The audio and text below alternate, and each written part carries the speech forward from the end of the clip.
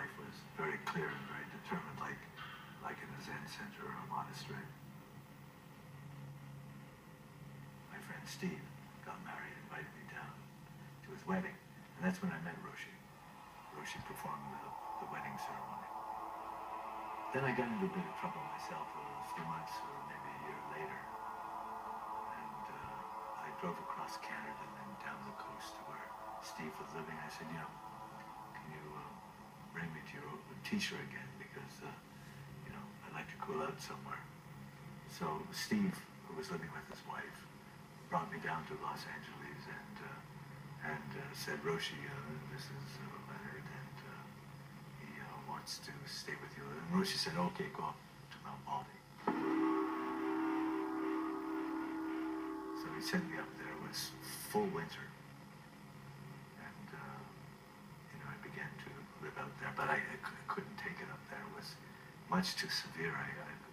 There was Roshi, who was Japanese, and the head monk was German, And I thought this was the revenge of World War II, because they had a bunch of Americans up there, walking in sandals through the snow and being beaten in the zendo with sticks. And I thought, this is really not the place for me, so I ran away.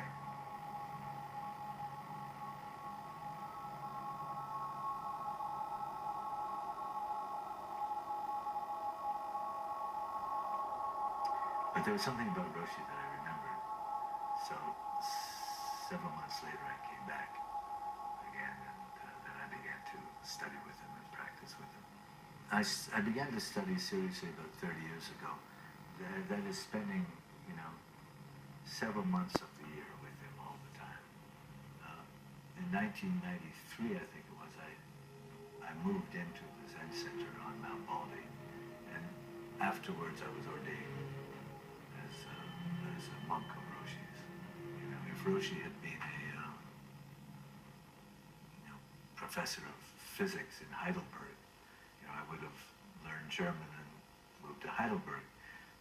I just felt that there was something that Roshi had to show me. And since I was there and looking after him as my job in the monastery, it was appropriate that I become ordained, because that was just the procedure.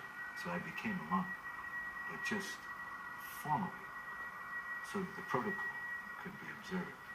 Roshi happens to be a Zen master and a Zen monk.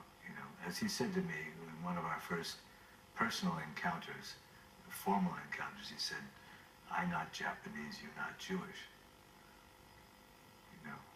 So, Roshi not Zen master and Leonard not Zen student, other versions of ourselves might arise that are more interesting.